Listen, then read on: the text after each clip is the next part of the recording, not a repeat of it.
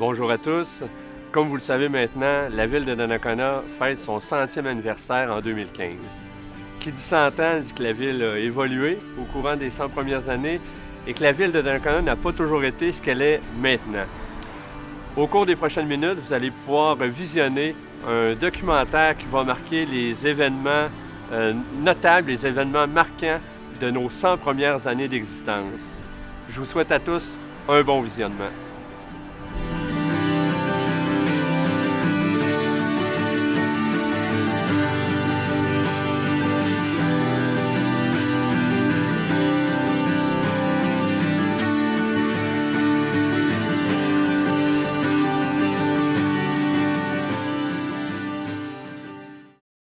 La ville a été fondée le 22 avril 1915 avec la venue de la Donnacona Paper Company Limited, une usine de papier. L'arrivée de l'usine amena un important développement domiciliaire dans l'ouest de la ville, autrefois appelé Fonds Jacques-Cartier. C'est dans cette usine que seront imprimées, entre autres, les pages du New York Times. Un regroupement de 40 personnes font appel au notaire maître Édouard Hamel de Pont-Rouge pour formuler une demande officielle au lieutenant-gouverneur de l'époque pour qu'une partie des terres de Les Écureuils devienne indépendante. À sa fondation, la municipalité de Donnacona ne comptait que 3 maisons. La maison de M. Noël Plot, aujourd'hui l'emplacement du bureau de poste, la maison de son frère Adélard, ainsi que la maison de M. Oswald Godin. En 1918, la ville compte un peu plus de 700 habitants répartis dans 135 familles. À l'été 1917, arrive le premier curé, l'abbé Édouard Paco. Ses premières messes eurent lieu dans la maison d'école sur la rue Sainte-Agnès. Après quoi, la Donnacona Paper fait un don de 5 000 $ pour la construction d'une église. Les terrains de la fabrique ont été offerts gratuitement par la famille de M. Noël Plot. Le premier couvent sera érigé en 1922 et déjà en 1924, il faut songer à ajouter des infrastructures scolaires. En septembre 1923, le conseil municipal annonçait une première annexion alors que le côté est de la rue Kernan est détaché de la paroisse de Les Écureuils. Les loisirs font partie de la vie des citoyens. Dès 1920, la ville voit naître une première génération de joueurs de baseball. Le terrain était situé à l'emplacement actuel du club de golf qui, quant à lui, vit le jour en 1927. Il s'agissait d'un parcours à Normal 33. L'année suivante, en 1928, les employés de l'usine construisent un clubhouse. Alors que le monde est plongé dans la grande crise économique qui persiste depuis 1929, la ville de Donnacona garde le cap, alors qu'une usine de matériaux de construction voit le jour pendant cette crise. L'année 1931 marque le début de la construction de l'actuel hôtel de ville. En 1935, c'est l'inauguration de la première caisse populaire Desjardins, appuyée par le curé Lockwell. C'est ce même curé qui est à l'origine de la fondation du syndicat des ouvriers de la Donnacona Paper en 1937. En 1939, les Chevaliers de Colomb s'implantent à Donnacona. Cette organisation aida grandement au développement de la ville. Voici une anecdote que peu de gens connaissent. Durant la Deuxième Guerre mondiale, les rues de la ville étaient fabriquées en béton pour laisser l'asphalte aux forces armées en Europe.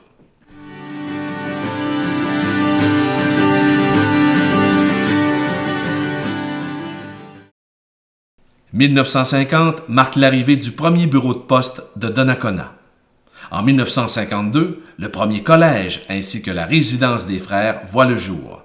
Donnacona accueille un congrès eucharistique en 1958. L'année 1961 restera à jamais gravée dans les souvenirs de Donnacona. En effet, un important incendie ravage le centre-ville. Ce ne sera pas le seul incendie dans l'histoire puisque le Rossi, le IGA, le cinéma et le salon funéraire ont eux aussi été la proie des flammes. La commission scolaire entreprend la construction, en 1964, de l'école d'arts et métiers. La construction se termine à temps pour la rentrée scolaire de 1965. En 1960, l'équipe de hockey des Canadiens de Donnacona participe au tournoi international de hockey Pee-Wee de Québec. Cette participation inspira Paramount Pictures, qui produira l'année suivante un film mettant en vedette Michel Pépin et Jean Béliveau. Les garçons sont groupés par rang d'âge. La catégorie des 9 à 12 ans s'appelle Pee-wee, ou si vous préférez, les minuscules. Ils ont les mêmes uniformes que les équipes professionnelles. Les ours bruns de Boston affrontent les Canadiens. Jean Béliveau, le célèbre numéro 4 des champions du monde, les Canadiens de Montréal, fait la mise au jeu.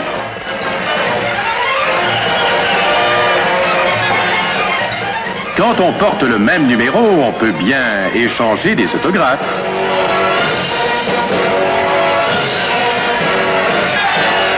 Puis, en 1963, c'est la fondation du club des majorettes appelé les Satellites de Donnacona. Ce club remportera par la suite plusieurs compétitions, dont une provinciale qui se tenait au Colisée de Québec en mars 1965.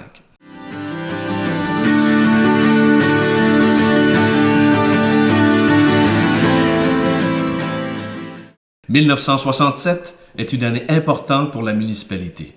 Cette année marque entre autres la fusion de la paroisse de Saint-Jean-Baptiste-les-Écureuils et Donnacona pour ne former qu'une seule ville, celle que nous connaissons aujourd'hui. Donnacona devient l'une des premières villes dans la grande région de Québec à se doter d'un aréna. C'est aussi la construction de la polyvalente, du domaine du souvenir, ainsi que du centre d'achat. 1967 marque également la venue du président français Charles de Gaulle dans la ville lors de son passage au Québec. Pour l'occasion, une immense fête fut organisée. Table déluge que le cortège présidentiel a fait son entrée à Donnacona. Malgré cela, le général de Gaulle, en uniforme de général, est accueilli par la foule, massée nombreuse malgré la pluie, face à l'église de Donnacona. C'est le premier arrêt du général de Gaulle le long du chemin du roi. La maire de la petite ville de Donnacona, située à l'embouchure de la rivière Jacques-Cartier, est immensément fière de recevoir aujourd'hui le plus prestigieux de tous les Français et sa dame.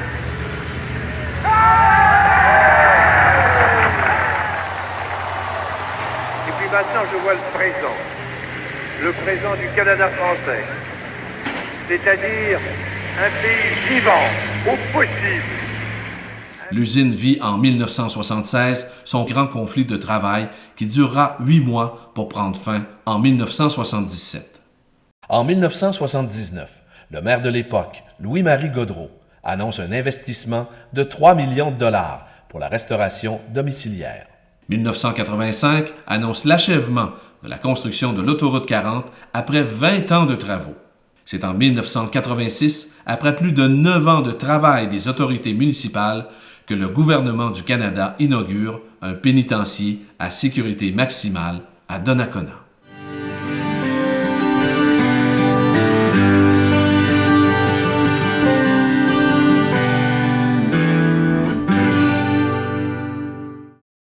En 1991, on annonce la fermeture de l'usine de matériaux de construction.